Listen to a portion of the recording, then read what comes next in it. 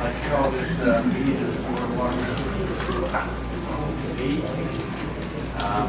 Start out welcome everybody here today. We appreciate you taking the time to come. Start out by the approval of minutes for February 8th meeting. Mr. Reed had a chance to review them.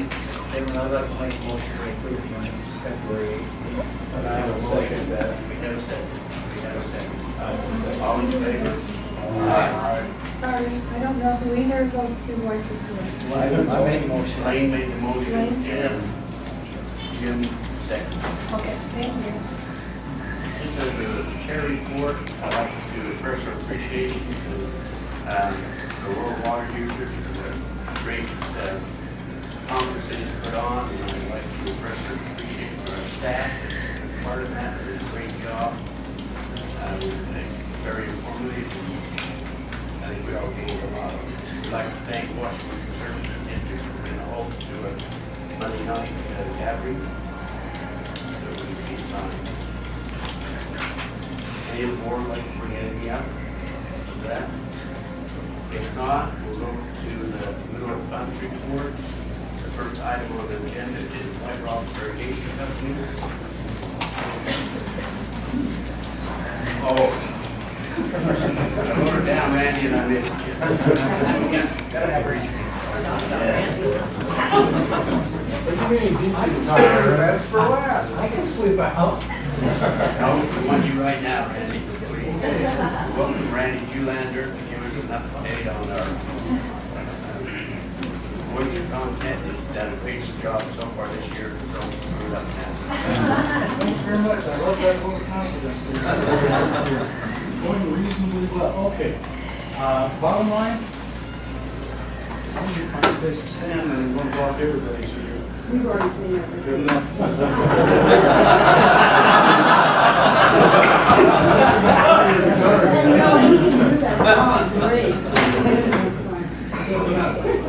But you got to remember, Randy never does it the same.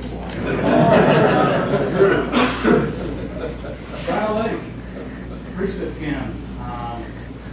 There on February 1, we were 2/10 of an inch off the all-time February record. So, fantastic year. Take a look. This is Thomas Summit. And that is a Jeep Cherokee who the snowplow was the door on. It's been a great year. And getting better.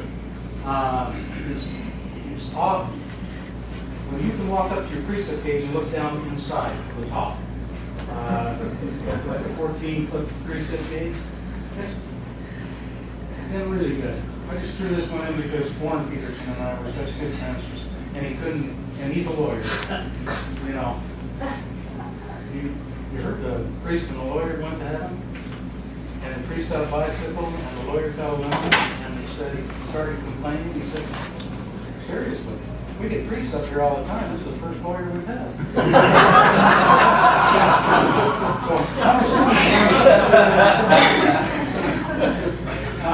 When we look at precipitation year to date, clearly better in the north right up here, and near average and a little bit above it in the south. Take a look at our snowpack current, 153% on the bear. That is that, and over here on the chain, highest in the state right here.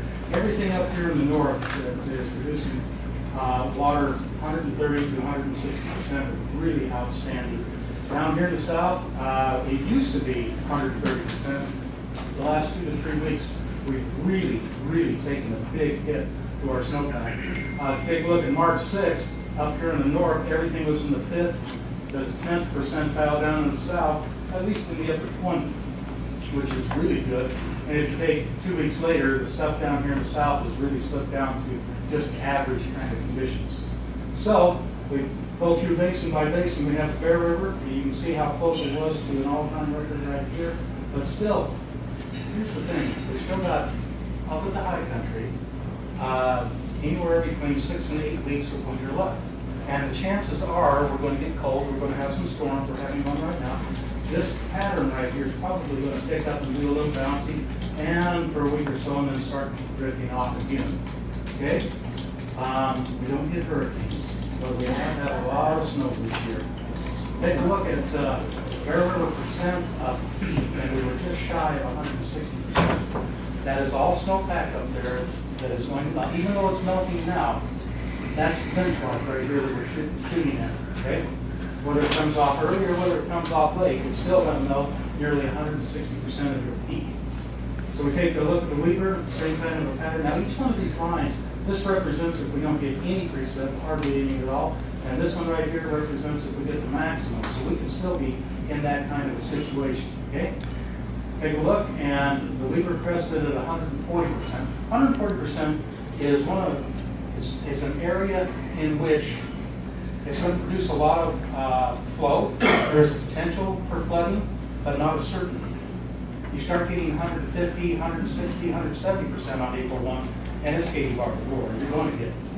Okay, so Provo, again, right up here near the top, and below elevation stuff is coming off. It peaked out right here about 125%.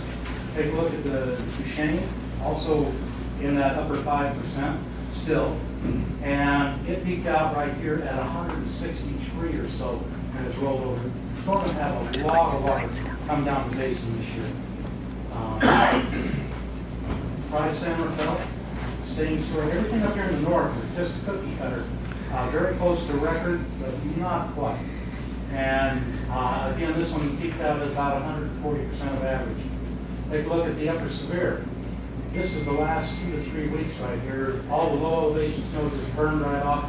We're chewing through some of the mid elevation stuff, and even some of the higher elevation things are starting to show some signs of melt to 10th or 2/10 of an inch a day, which is negligible at this point. We can still turn off cold and increase at those higher elevations, but it's not going to replace the low elevation stuff. That stuff is burned off. Soils are too warm. Any snow that falls on there is going to melt very quickly. So we have the upper severity peaked out right there, about 125 or so. And we have sound. Not bad.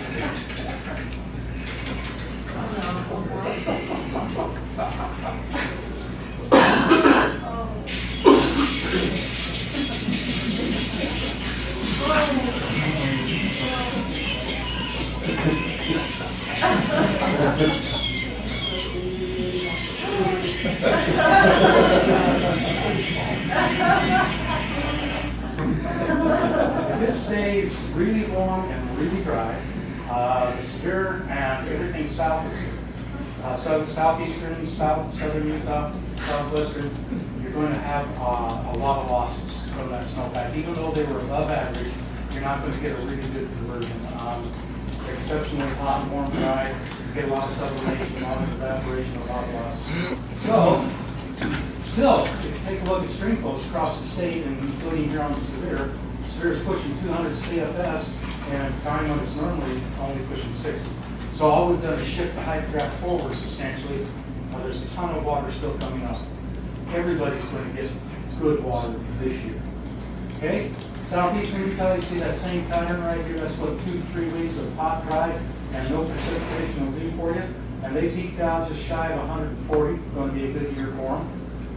Southwestern Utah, see that same precipitous decline right there, and they peaked out right here about 145.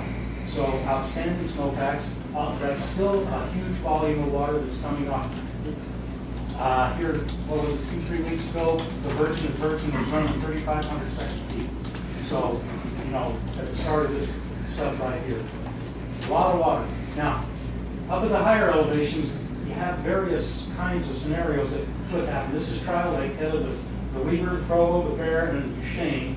And this yellow line is this year. You can see we're above 2005 and above 2011. Really depends on where we go from here. It could keep climbing, or it could flatten off and then drop off very quickly. Same kind of a thing. This is where we are this year.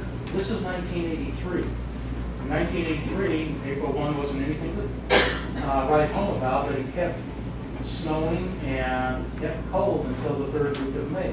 This one right here is the other notable flood year, 1997, again in this situation, and we had tons of flow in 97. But in 97, we didn't keep adding to it. It just kind of flattened off right there. All of those are possibilities, and nobody knows what the thing's going to do. But the interesting thing about that is it's a pattern that we've seen replicate itself over the past 30, 40 years. You take 83, 84, 86, 97, 05, 11, and 17. Those were all exceptionally big years, and they're coming every 5 to 7 years in a very cyclical pattern going along. And so in terms of climate change, if we have these kinds of situations right here, that could offset, especially on places that have lots of storage, on like UD Dam, Bear Lake, Strawberry, Utah Lake. You get these kinds of big years interspersed every 5 to 6 years, it can go a long ways to offset the drought conditions that we've seen. So, in terms of water management, when you have big years, the best thing you can hope for is to take water from here, the peak of your hydrograph, and move it forward, melting it off here. So you take a look, and if we could control climate or anything like it, that's what we would do. We'd make it warm here April, early on, and increase the flow up here to 400 second feet, take it down here from 1,000 second feet, move all that stuff down. So the last couple of weeks of exceptionally warm weather has actually been very much a blessing for northern Utah. Okay? Hasn't done southern Utah any favors, but still northern Utah in much better shape. In terms of stream flow, see all these black dots? Those are exceptionally high, upper 5%. All the blue dots, you're talking upper 10%, and all the green dots, upper 25%. So stream flow is in the process of coming up, and it's coming in very high numbers. So looking at soil moisture, the Bear is near record. The Weber is just a little bit above average. POWELL Jordan splits the difference between record and average. The Duchesne, getting a lot of lower elevation melt, pushing those values straight up. And this will keep going up at very close to maximum record. Price Fan Belt is above, and they're doing exceptionally well snowpack-wise. The Severe, you can see that lower elevation snow melting off and recharging your soil moisture, and it's close to average. Southeast Utah well above and getting much wetter, and southwestern right at those average. So we take a look, we've got great snowpack, and the sponge is about as wet as it can get. Means typically you're going to get a good conversion of your snowpack to stream. Also good news. If we take a look at our Streamflow Forecast for the Bear, we're looking anywhere between basically 150, 200, pushing 300% of average. On the Weber, basically 150 to about 275. On the Provo, 150 to almost 300. On the Duchesne, you're looking probably 125 to somewhere around 225. Price in that same range, 150 to 200. The Upper Severe even 100 to 200. Southeast Utah a little bit lower in that range, but basically everything 100% to 150. And Southwest Utah again 175 or so. And so we're expecting exceptional stream flow. Reservoir storage statewide, we're a little bit ahead of where we were last year. The Weber, Ogden right here, well ahead, and they've been dumping water just as fast as they can, dumping it out of Rockport and Echo, and they're not even putting it into Water Bay, but letting it run straight to Great Salt Lake at this point in expectation of being able to fill. Take a look at our surface water supply indexes. This is what you have in the bank plus your cash flow, and look at the numbers: 71, 92, 92, 89, 87. The Provo is an anomaly simply because it's a short record. They've got 97, 82, 80. All of these numbers are just exceptionally in good shape. I like where we're at. And the reason the Provo is so low is because it starts in 95, goes to 2000, short period of record, and the management of that has been pretty much flat across the board, so we don't have a lot of the variability that we see in the other long-term records. We're getting 2 new feet of snow up in northern Utah today, not much down here in the south, and expect some unexpected.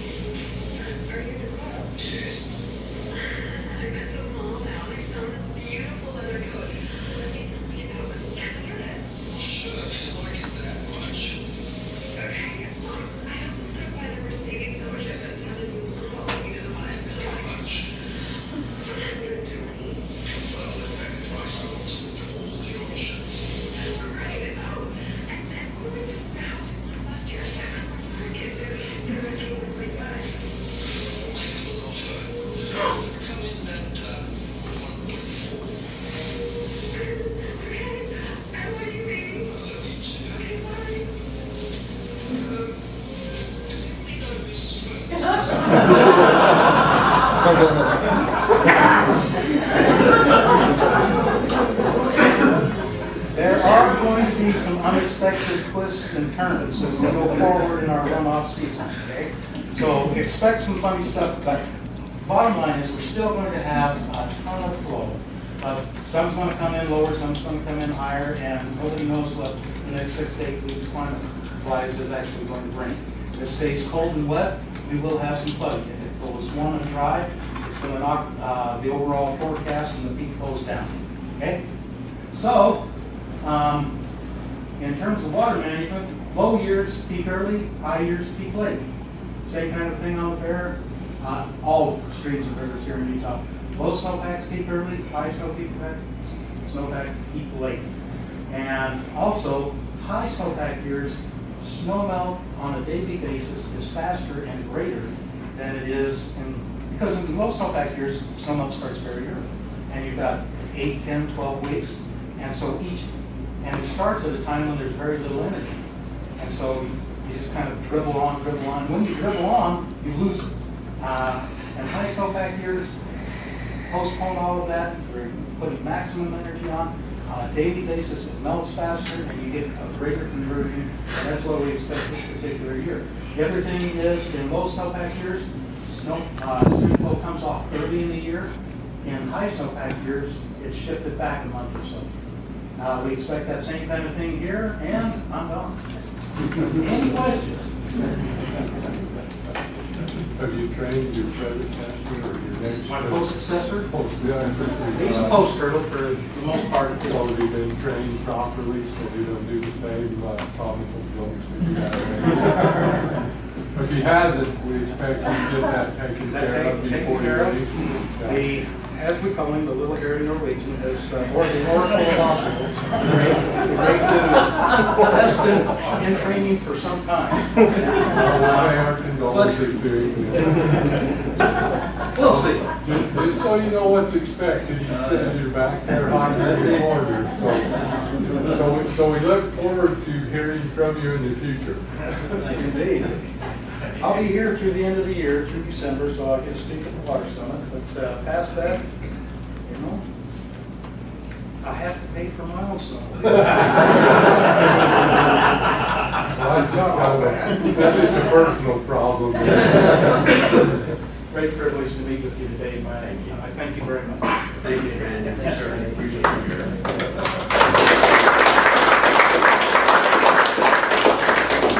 We're certainly going to get shit.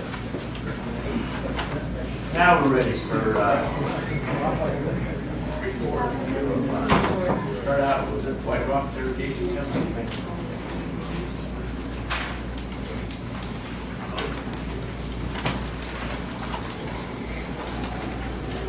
Mr. Chairman, members of the board, about a year ago, the Whiterocks Irrigation Company came before the board for funding for a water project. The proposed project is to install about 10 miles of pipeline. So look at the map, what's being proposed is being a pipeline from the Point Reservoir down to the service area, and from Red Rock to the service, Yeah. I have to get my eyes checked. Down to the service area. Most irrigation actually owns and operates this one. They have a service area down here. Whiterocks Irrigation owns M&S Dam, La Pointe Dam, and they have a service area down here. So in this area, they're proposing a combined system just for efficiency. By doing so, they'll be able to abandon 3.5 miles in the Mosby Canal, and all the yellow is the abandoned canals. And they'll be able to abandon about 10 miles of the Whiterocks Canal by come up there down to their service area. So the way the proposed project will operate, they will divert water from that canal, run it through M&S Dam, through their outlet pipeline, and then they'll be able to put it into their pipe system or fill the Point Reservoir. So by doing that, they'll be able to abandon all of that canal. This is a Colorado River Salinity Control Project. By abandoning all that canal, they will reduce the salt loading in the Colorado River, as well as conserving all that water that's been lost to seepage through those lengths of canal. So the authorized project funding has not changed. It was proposed that the board provide 39.7% of the project cost, up to $1,785,000, and that the project will be purchased from the board at 1% interest over 20 years with annual payments of approximately $99,000. Mr. Chairman, members of the board, that's staff report. Thank you. We had with us Chad Brown, the engineer with Patterson Engineering. It's actually with the Woodruff Creek project. Oh, sorry. You need a new job? You don't have anything in here? No, because the funding hasn't changed, we don't require them to come down to the. Thank you. Any questions from the board? Seeing none, we entertain a motion. Mr. Chairman, I'd like to make that motion. We have a motion from Randy. So the motion I'd like to make, Mr. Chairman, is I move that the board commit 39.7% of the project cost up to $1,785,000 to the sponsor, and the project be purchased at 1% interest over 20 years with annual payments of approximately $95,000. We have a motion. Do we have a second? I'll second that. Motion by Jim. Any discussion on the motion? Seeing none, we'll entertain. All in favor? Aye. Any opposed? Thank you. Now we'll prepare additional company. We do have the company president and the engineer.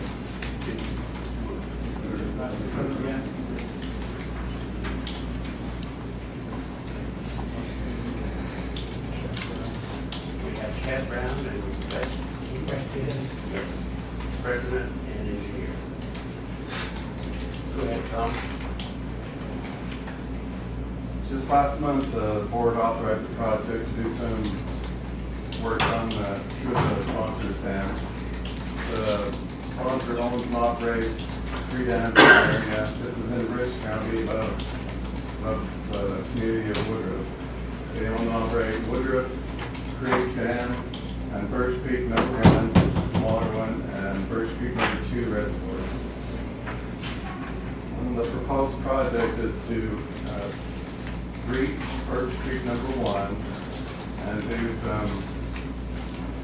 install a flow drain at Birch Creek #2 in order to address some dam safety seepage issues at both of the dams.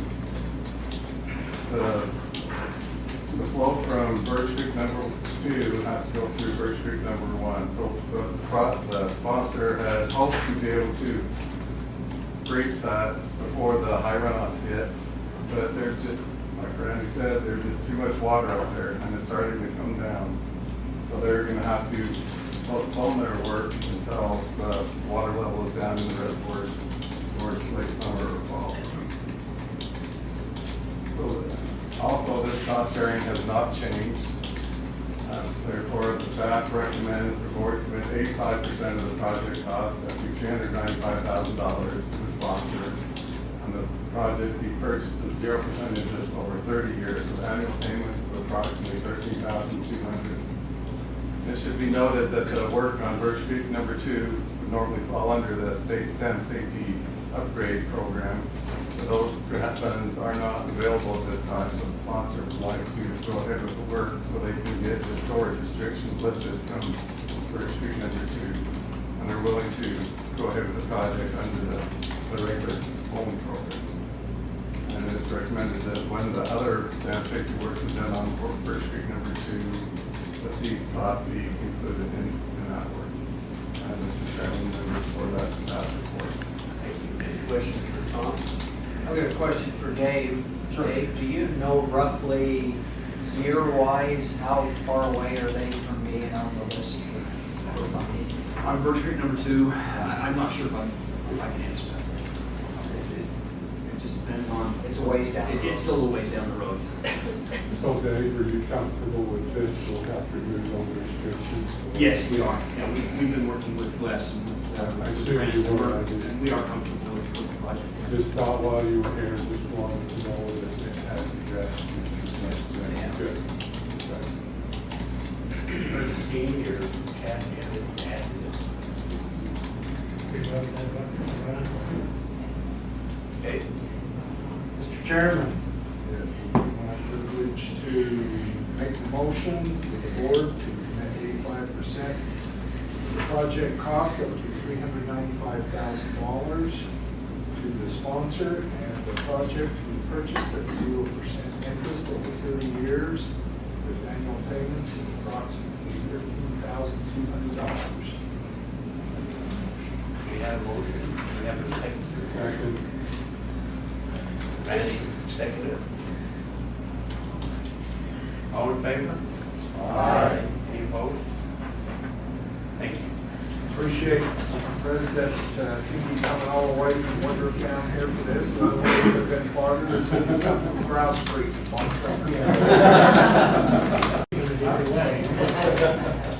Thanks for coming down, man. Thank you.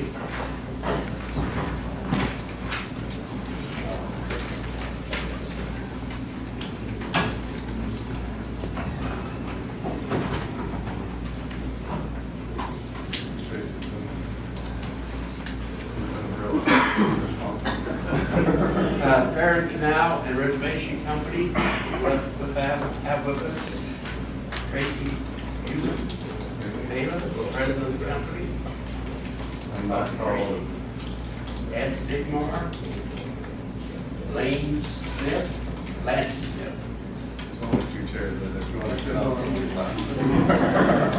and Brandon Smart. And then our, Okay, Millsite Reservoir, which is in Emery County, that's located just above the community of Ferron. It was constructed in 1971 under the current standards at that time. However, those current standards do not meet the dam safety minimum standards of today. The embankment is 115 feet tall, over 4,100 feet long, and the reservoir has a capacity of over 16,000 acre feet. There are deficiencies in the structure, which include the downstream slope is susceptible to instability during earthquake because of liquefiable soils in the foundation material. And the chimney drain that was installed in construction does not meet current dam safety requirements. There's a possibility of material working through and carried out and causing piping in the structure. And the spillway on the reservoir does not meet current standards and will not pass the required design for it. So the company is before the board today for the dam safety grants. The project will include the excavation of those loose soils in the foundation and replacement with compacted material, the installation of a stability berm and a new chimney drain on the downstream face, and the replacement of that spillway with a larger capacity spillway that will pass the required flood.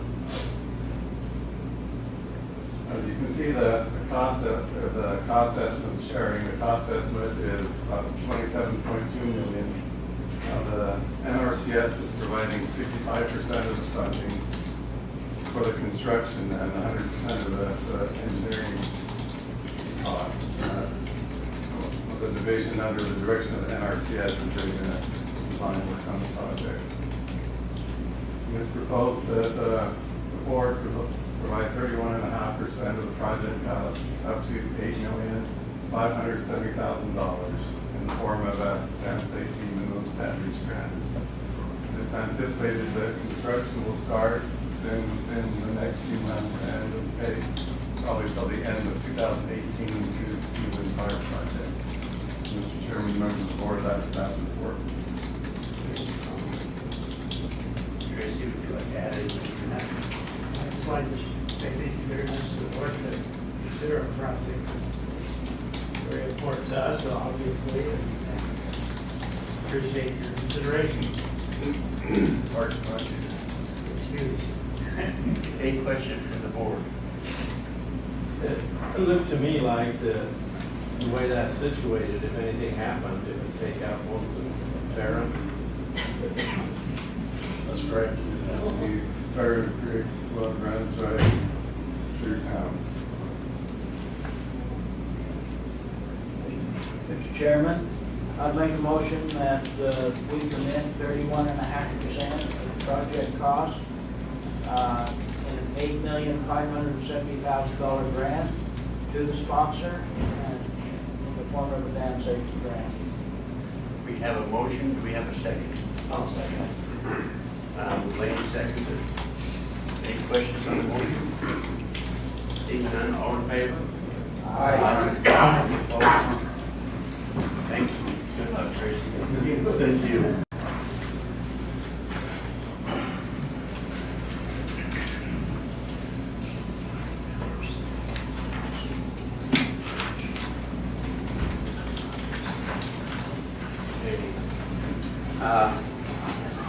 Washington County Flood Control Authority. We have with us Mike Shaw and Lester Dahl. Come on up. I got a hot seat for you. All warmed up.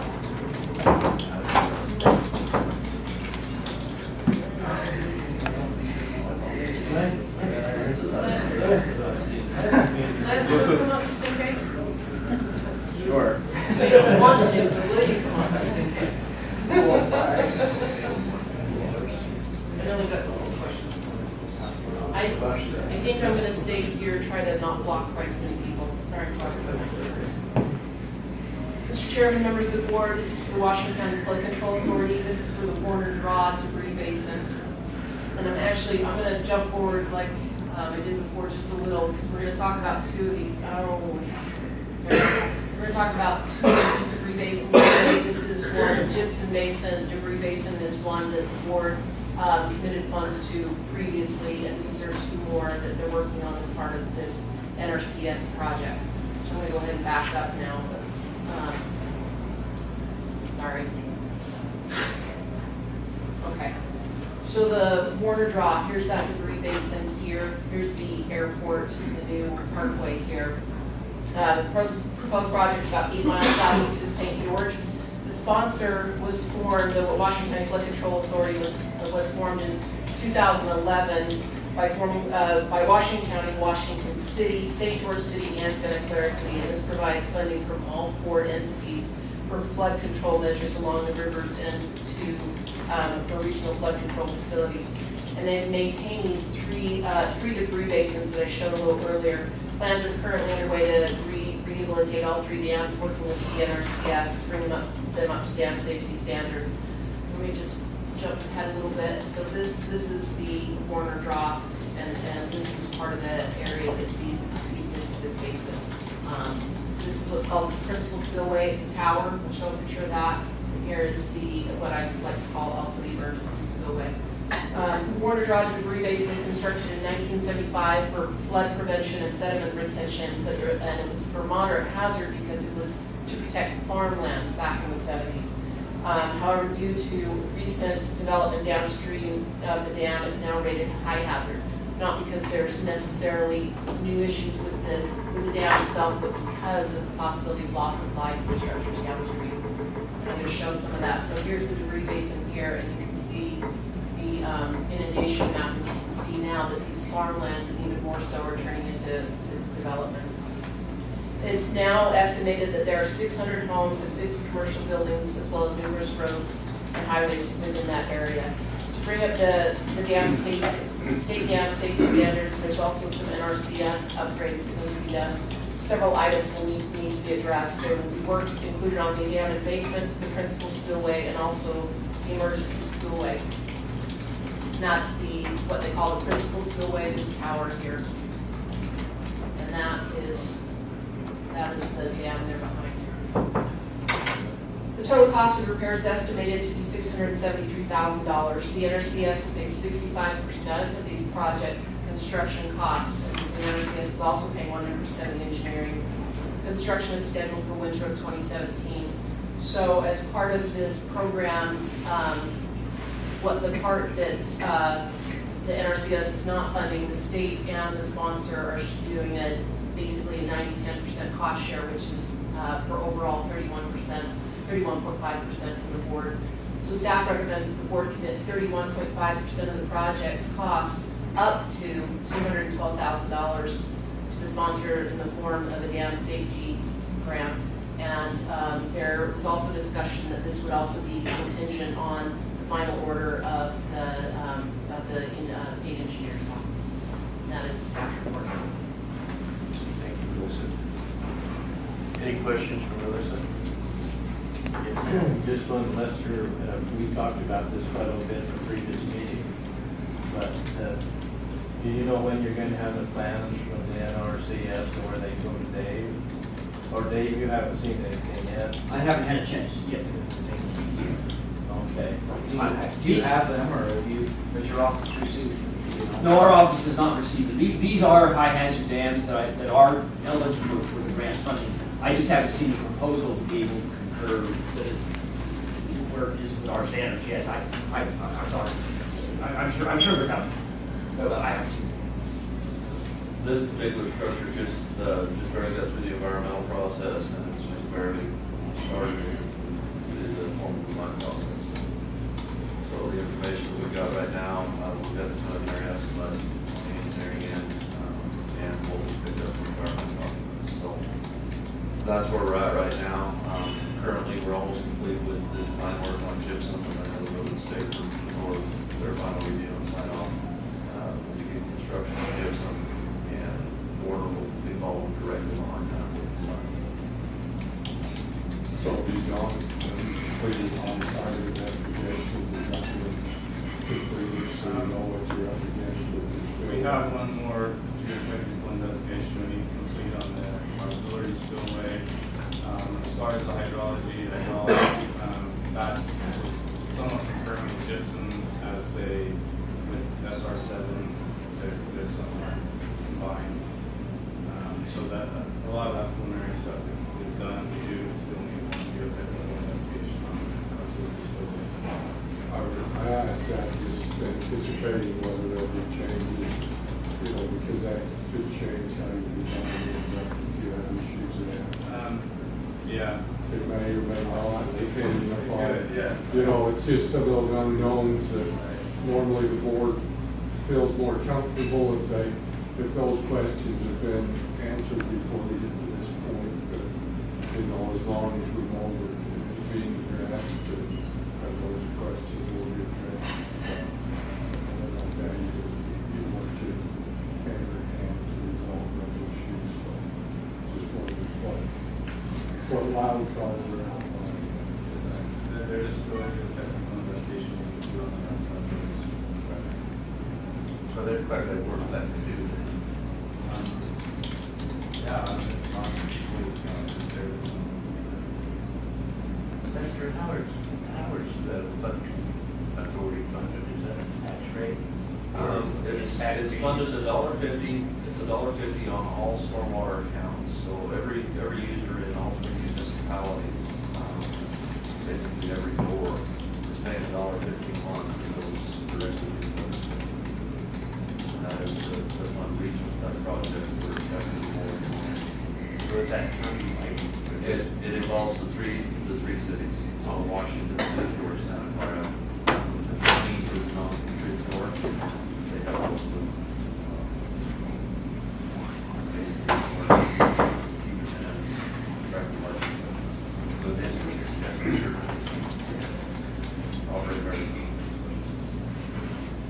So, Lester, are you okay if the board's action that happens today is contingent upon the state engineer?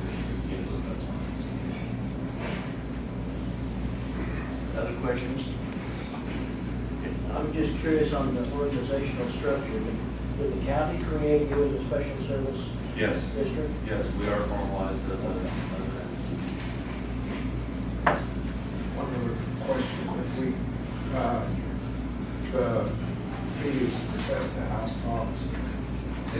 rooftops and to commercial.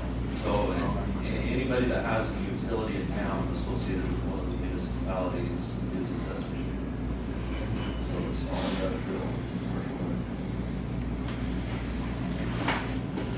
If there's no other questions, we'll entertain a motion. I would make the motion that we commit the 31.5% project cost up to the $212,000 to the sponsor in the form of the dam safety grant, conditioned or contingent upon the final order of the state engineer's office. Is that the right wording, Dave? That's right, yeah. Second motion. We have a motion by Jim, or a second by Charles. Any questions on the motion? Seeing none, all in favor? Aye. Any opposed? Thank you. They had another question too, and I was thinking that who managed or owned, managed the dams for the three basins before the flooding? It was the St. George Washington. And we've taken over the sponsorship. Do they have a canal go right through that area? They had a canal that was downstream. The original reason the dams were constructed was to protect the canal and the farm fields downstream. Took that over. Right. But not the canal. Not the canal. That's where this empties into. The canal is now a pipe. The what comes out of it. All right, this is also for the flood control authority. This is that Stucki debris basin. So this was border draw we just talked about. There's Stucki, there's the regional airport.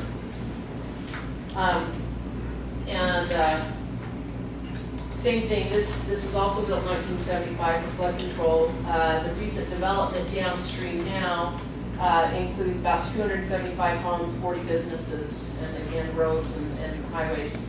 Bring the dam up to state dam safety standards, and as well as some NRCS requirements. Rehabilitation will include filling in portions of the dam embankment for freeboard requirements and upgrading the riser tower structure. Dam safety requirements would, let me go here. Dam safety requirements would have also required the spillway to be upgraded, but when UDOT came in with the parkway, the Southern Parkway, they had to, the spillway was in the way, so UDOT basically rebuilt this for them, rebuilt the spill that way. Is that the right way to say it? At their cost, as well as a lot of sediment removal out of the basin, which was then used to in construction for the parkway. So a nice win-win there. And shown here, kind of the same thing. Here is the debris basin here. This is a disposal pipeline that we'll talk about briefly here that comes out, that also connects into pipelines from the water draw and from the gypsum. And there's 4,200 feet here of pipeline as part of the Stucki project that they will have to replace. It's become some real issues with that functioning properly, which then used to empty out into the Washington St. George Canal, which has now been piped by the NRCS to the pipe. Is that correct? No, the canal company is The applied. canal company. Right. Okay. And then, so there's the flood inundation. You can see some of the developments already in that area, and there's more development to come. We kind of showed a little here. If you try to get superimposed, this is some plans coming up and for development, and there's the debris basin, and it's headed in that direction. So what we've got here is the two different cost estimates. This is the total project cost at this point, which includes that disposal pipeline. We have not included that disposal pipeline in our recommendations, as that is something that we've talked some with Dave Marble's group about that, not necessarily being through dam safety standards. And again, they do need to receive all the plans to be able to look over everything. But at this point, what we're looking at is participating in this cost estimate of $280,600, which does not include that. So staff would recommend the board commit 31.5% of the project cost, and that's for dam safety minimum standards that we're aware of at this point, up to $88,400 in the form of the dam safety grant. And that, again, would be contingent on the final order of the state engineer. And that staff report. Thanks, Melissa. Lester, you got anything you want to add to this? Just that we'd sure like to receive the funding to accommodate the replacement of the disposal pipeline as well. We feel like it is integral to the safe operation of the dam to have some of the water disposal. You want that as a grant or as a loan? We would like to have this grant.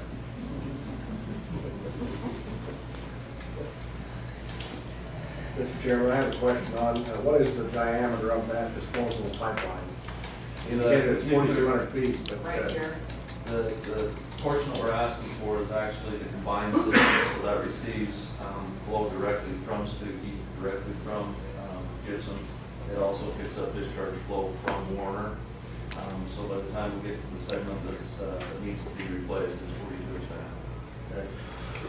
Does the canal go through that section of this area? No, That's no, no. the canal piping portion, it actually picks up right here. Goes from this point all the way through the fork here. And that's a 66 inch diameter pipe that carries out the rest of it.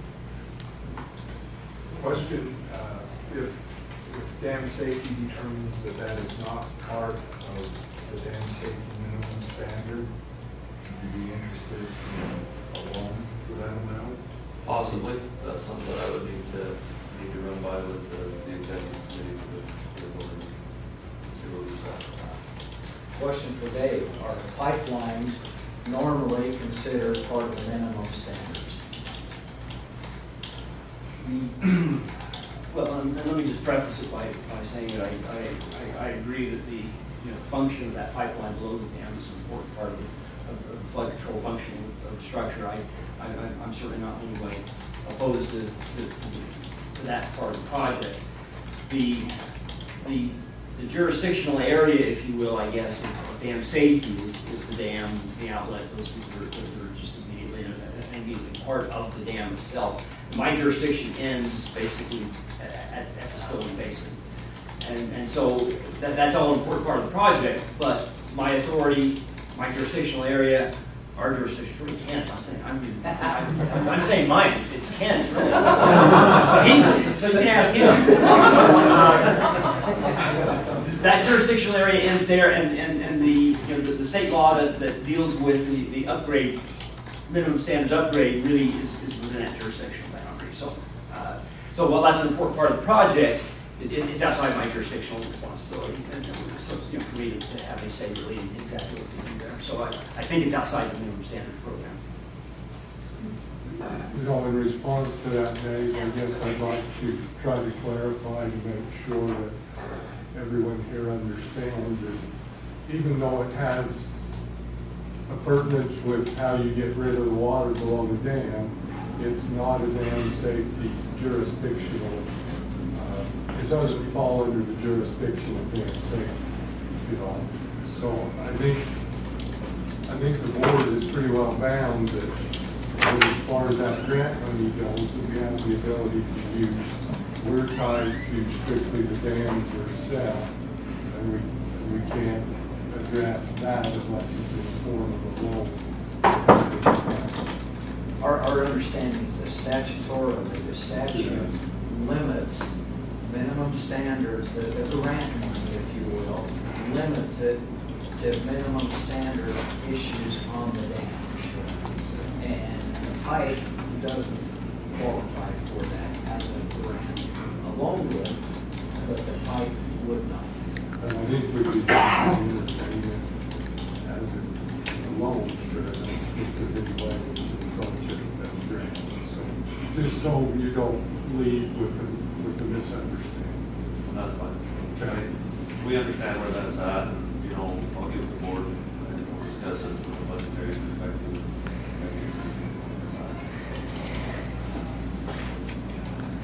Any other discussion? I have one more question, so that maybe we're clear on everything. As far as if they came back for a loan on that other balance, because, they can get that $638,300 from the NRCS, they need to get that. If Mr. Machine came back, do they need to fill out another application, or is it part of this dam safety application and can just be approved through there? The loan, I'm talking. prefer to. Sure, you could do a second commitment, same application, just a second. So if you got the approval, then that's where you come back and we can change the terms for, the loan to apply without going through a second application process. It would have to come before the board again. Make it clear that it's going to be bond, not loan. And the funding would have to be conditioned upon the Kent Dave's approvals there on what's available and what meets their standards as well as NRCS. In order to do that, so we have to put the condition, but I think if you're okay with that, we're probably ready to make a motion on that part. Yeah, I think we're order entertaining motion. And this, Randy is bringing up a good question to me. It would need to be bonded, a loan would be a bond and not a loan. That's the way we're looking at it right now. We put that question in the staff this afternoon to see if they've got a better answer for us on that. But that's the way it's looking, especially given the type of entity it is. Get you ready for a motion. Okay, I would make the motion that we commit 31.5% of the project cost on the left side, the minimum dam safety cost sharing of the $280,600 up to $88,400 to the sponsor in the form of a dam safety grant, conditioned upon the final order from the state engineer's office. We have a motion, we have a second. Second motion. Charles, second the motion. Any questions on the motion? Seeing none, all in favor? Aye. Any opposed? Thank you. Good luck. Before we end the meeting, I better read it. Welcome some guests. Got a little behind. We'd like to welcome Kent Jones, Boyd Clayton, and Dave Marble to our meeting. We'd like to welcome Paul Lisa Rutherford,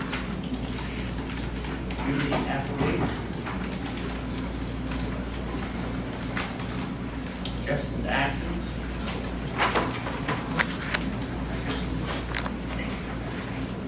Paul Blanchard,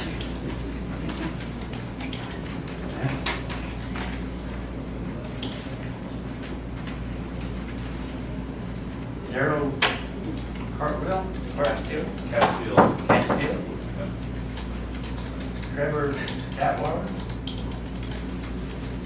Joel Cook, Angela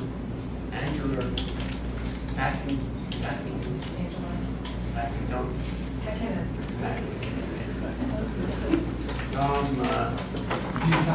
Rafani, Tim O'Brien, and Bob Crawford, and Mark Anderson. Thank you, we welcome you. Sorry you're so last in getting that done. Now we would like to have an update on the Lake Powell pipeline.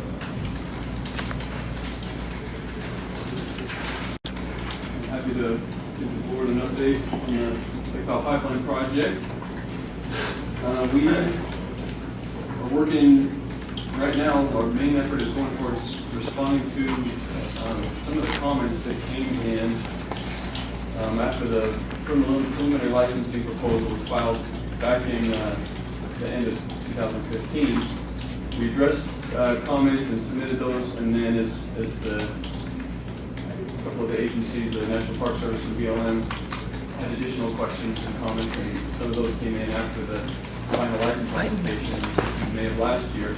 We at the advice of the Federal Energy Regulatory Commission, decided to meet those agencies and individually and make sure that we understood where their comments were coming from and try to address those. So we've been working with National Park Service and Bureau of Land Management meeting with them in person to understand the comments. And we, based on these meetings and the conversations with them, we're going to submit some additional responses to these comments that will be part of the official filing for.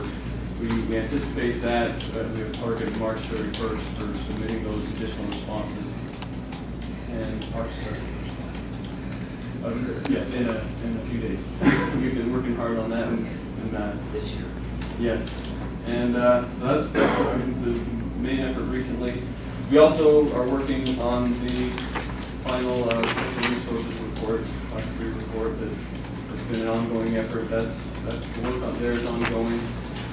When that is submitted, and some of that depends on review of the BLM lead archaeologist and state sort of preservation officers.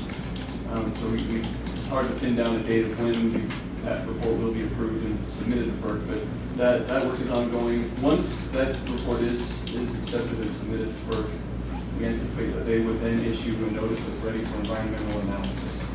Essentially saying, okay, they feel like they've got the information that we needed to submit, and they can officially start the NEPA process. A big target for us to help make sure we get them the information they need, and then they can begin that process. And that will entail its own cycle of meetings and reviews. And at that point, we would be a project participant. We also are continuing to work. We've worked on these things in additional meetings with these national agencies, National Park Service and Land Management. Where we anticipate running out of funding on our current contract with Stantec, and so we're working on looking at an amendment to provide additional funds to finish out this work that we're working on, and we anticipate we'll be presenting to that to the board in the near future. How that contract will move as well. So that's my update. I'm not sure if there's additional questions from the board. Any questions from the board? Thank you.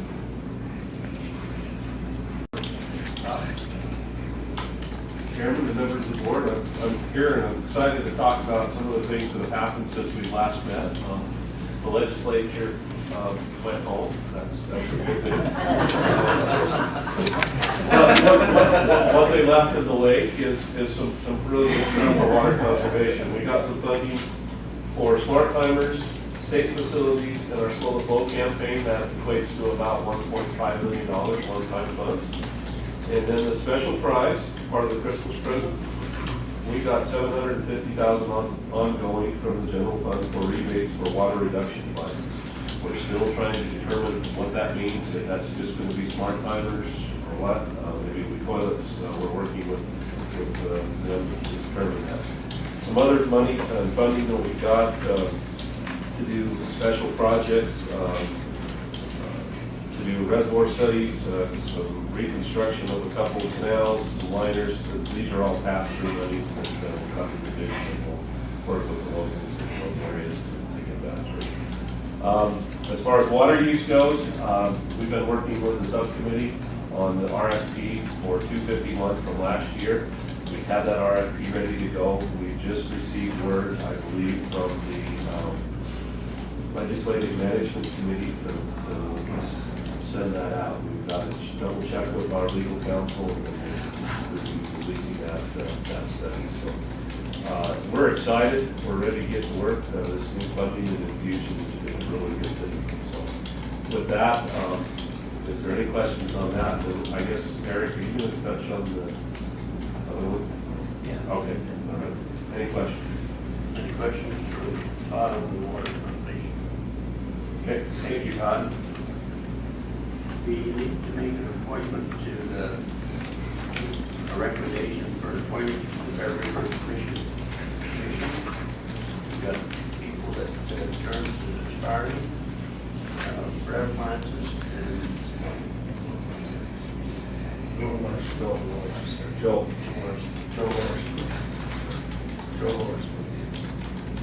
People that serve on. What's your pleasure? Mr. Chairman, it would be my pleasure to reappoint Blair Francis as the Utah Commissioner for the Upper Bear for a term until the year 2020. Blair's been involved both with the Bear River Commission for a number of years and is still actively involved in the irrigation administration in Ridge County. Make that nomination to the board for Blair. We have a nomination. Second. Kyle seconds. All in favor? Aye. And Mr. Chairman, I would like to nominate for reappointment Mr. Joel Larson as the alternate commissioner for the Lower Bear River. Joel is actively involved in the Bear River Commission up until this point and remains actively involved, and he, along with Blair, both qualifications for the requirements for river commissioner and the Bear River's place Joel Larson's name for reappointment until the year 2020. We have a nomination to appoint Joe Corson to the alternate. I'll second. I'll second that. Kyle seconds. All in favor? Aye. Director's report.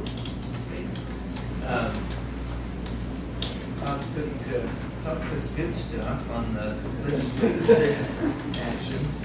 Actually, I would report that our budget, our operating budget for the division turned out just fine.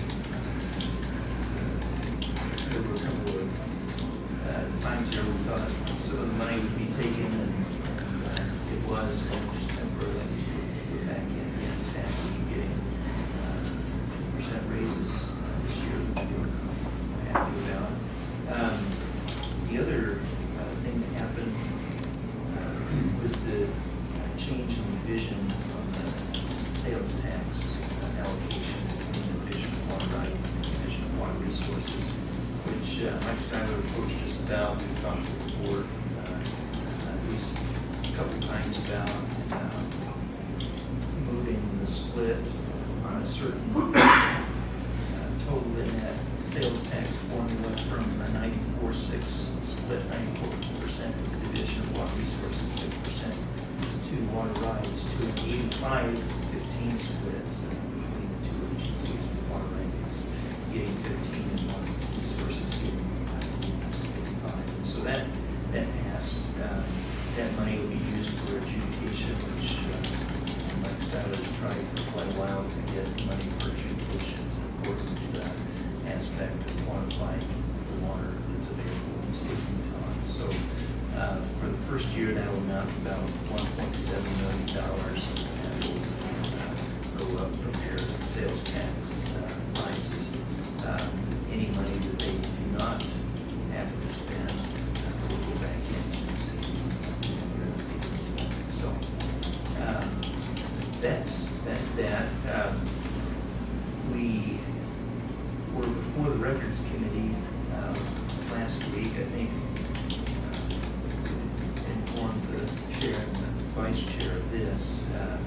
The Utah Rivers Council had made a request for the raw data, the raw municipal and industrial water use data that goes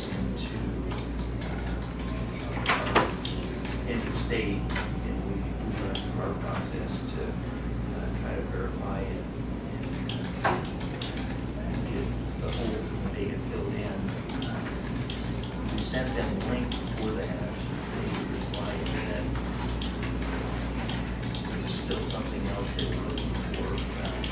Came around that they were looking perhaps for the draft report that we were working on, that, you know, we had processed the 2015 water use numbers. We were waiting for this third party to mention the RFP. Knowing that that was something that, you know, the legislature was requiring of us, we thought it would be important to not have another interim set of data floating around out there. And so we had denied that part of the Rivers Council request. So they appealed to the State Records Committee. We were able to get that draft report protected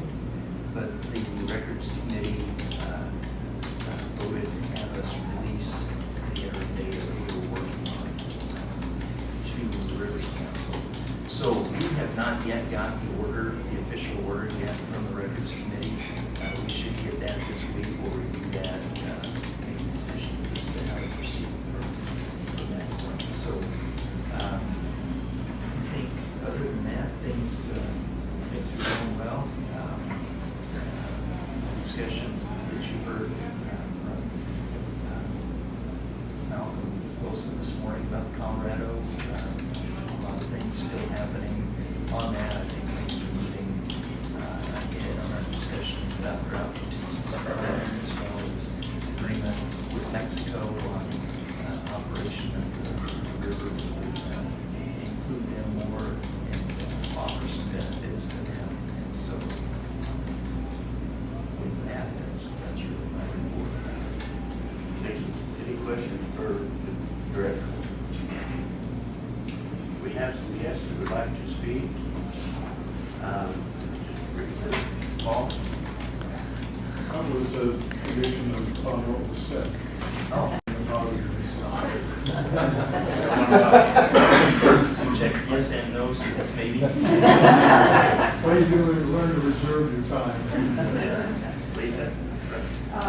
Mine was maybe also, and all I want to say is Paul and I spent today and yesterday at the water users workshop, and we were really glad to see such a emphasis on conservation in the workshops. That was it's great. As residents of Southern Utah who have had concerns about the Lake Powell pipeline for 11 years and studied it in great detail, we have big concerns about what can be done here to improve our conservation before we burden our citizens and our state with what we see as an unnecessary project. So thank you for the work that you do and for considering our concern. Hi, thank you. And thank you for coming down to visit us. I'm the board president of a conservation organization here in Southwest Utah, Conserve Southwest Utah. Lisa and Paul have been with us a long time, I mean not so long. As you know, we've had concerns about the Lake Powell pipeline for a long time. And I would like to establish more of a dialogue and a working relationship with the board and with the division to see if we can lessen the press, more behind the scenes, work out some of these questions. You probably know what our issues have been through time, that we, like Lisa mentioned, that we could do a lot better conservation down here. And we know the water district and the cities also want to do a lot better in conservation. We think they can. This is more our business than your business, of course. But we want to put a lot more emphasis on that. And there's been laws passed in the state that require conservation plans. Our plans aren't so hot yet. They're more ideas about how we can conserve, but nothing really about what are we going to do, when, what's it going to cost, all the responsibilities laid out. So we can work on that more down here. We've been talking with the cities and the county commission on that too. That isn't anything you can help us much on. But we worry, of course, about the river, its ability to support the pipeline, and we worry about the affordability.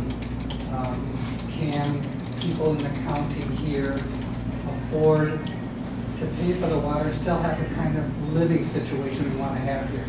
People have their families stay here, be able to grow up here. Are they going to be able to afford it? Even now, there's lots of concern. You may have heard about the impact fees that affordable housing is really tough down here. Still, people's children have a hard time paying for a new house with the impact fees. And of course, we think the Lake Powell pipeline will make it worse. So some specific questions I'd like to work with you in the background. I don't expect you to answer these now, but I hope in the background you can consider how we could work together on these. I've been talking for the last 3 or 4 months with the county commissioners, having an ongoing dialogue with them, and it's going very well. There seems to be a lot of confusion here about how much input the local communities will have in the final decision for the Lake Powell pipeline. I think we see in the law that everything's all agreed, and if the green light turns, off we go. County Commission thought, well, no, we think we have an input on the final decision. So maybe we can understand that a little bit better in this dialogue we could have. Also, we're worried and want to understand more about the sequence of reductions in Utah's draws from the river if the river comes into shortage situations. We want to understand the water right of the pipeline. Under what conditions, that's okay. Under what conditions would the pipeline's draw be reduced? We don't have a clear understanding of that. And from talking to the county commissioners and the different city councils, it seems like there isn't a clear understanding of that. So we'd like to work that in the background to just get a better understanding of that. And kind of related to that, we've heard that, well, if we don't build the pipeline now, we will never be able to build it. And we'd like to just understand that better. So that's also kind of an informal conversation we could have. What is the logic behind that statement? We don't understand it. If the river's secure, if our water's right is secure enough to build a pipeline, well, why isn't it going to be secure in the future, too? So we'd hope that you'd be able to get back to us at some point and figure out how we can talk, and not an adversarial relationship, but more of a working together relationship, just see if we can understand this a little bit better. I think it's doable. Terrific. Thank you. You bet. Yep. Paul? Just look over here. Nobody asked me to say anything. I've been coming to these meetings for quite a while. None of you people were here. Well, Randy, I think, was junior high school rodeo champion. Long ago. Way too long. Dennis Strong had thick, dark hair. Anyway, well, nobody asked Randy Julander to sing yesterday, so I've never said a word at these meetings. I don't know how many dozens and dozens of your meetings I've been to. Never said a word. I've answered some questions. That's it. I wanted to just throw out a personal, in my humble opinion, perspective. I'm retiring. When Julander retired, I thought, man, there's nothing to live for now, so I'm going to pack it into. This is the last meeting I'll go to. My wife and I are going to go off on a little adventure. So this is the last one I'll go to. In my work for the, I don't know how many hundreds of water board meetings like this I've been to. I mean, literally hundreds. In every reclamation state in the West, all 18 states. I know hundreds of water board members like these folks. Sometimes I think in Utah we underestimate the quality and the level of the leadership we have in our water industry. I live here, and I've been working for out-of-state companies, but whenever I can, I'm always taking the opportunity, if I could, to attend the water board meetings so I knew what was going on in my own state. But as I've traveled around and met with these water boards, I have never seen a water board, with maybe 2 exceptions. Garrison Board in North Dakota, the North Texas Board in Wiley, Texas, that operate with the integrity and the experience, but especially the experience. I've seen water boards who have approved projects and budgets 20 times larger than this, who have absolutely zero water or professional experience. And sometimes it's frightening to see how little they know about what they're doing, but they're there because they're appointed to represent a city or a county. In this state, our water boards are made up of professionals who know what they're doing. I know that because I know how the other states feel about them. They know them. And these are people who know what they're doing. And seriously, I've seen the other boards, and nobody compares to these people. They know what they're doing, and they're people of integrity. On a staff perspective, I've also worked with the staffs in all the western states. Last week it was Texas, the week before that New Mexico, and I meet with people, the counterparts of Eric and Dennis and bless his heart, Larry Anderson. I've known them all. I know how the other states, especially from a group called the Western States Water Council, where they interact, 3 representatives from each state. I know how these people in the other states feel about our leadership. And I have seen Eric and Dennis and Larry interact with all these other 18 states. They are highly esteemed and respected throughout the West. And there is no one their equal. So from time to time, I have been in places where I have seen the integrity of our board and our staff. I've seen their integrity questioned and their competence questioned. And I thought, the last thing I'm going to do before I retire is I'm going to stand up and let you know, at least in my humble opinion, they're without equal. And I sat in the state director's office in Austin, Texas 2 weeks ago, and he said, man, someday we're going to run things like they do in Utah. And they've got a budget that must be 50 times yours. But they are looked up to and admired throughout the country. So as I ride off into the sunset, I just wanted to know how much I've appreciated working with you folks. I've made some incredible friends amongst the board and the staff, and I thank you for the privilege of all the things you've taught me and all the burgers that I've eaten with some of you in many strange places. So, thank you and good luck to you. Anybody else would like to address the board? Seeing no one, we understand a motion to adjourn. Make the motion, we adjourn. We have a second? All in favor? Aye. Somebody was